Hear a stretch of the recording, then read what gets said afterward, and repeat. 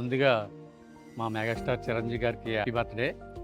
ఈరోజు జరుపుకుంటున్న మా కోపల్ సీను గారికి కూడా పుట్టినరోజు శుభాకాంక్షలు తెలియజేసుకు ఈ రోజున మన ఈ గ్రామంలో మిడ్ యూనిట్ ద్వారా ఈ ఉచిత వైద్య శిబిరం పెట్టడం జరిగింది.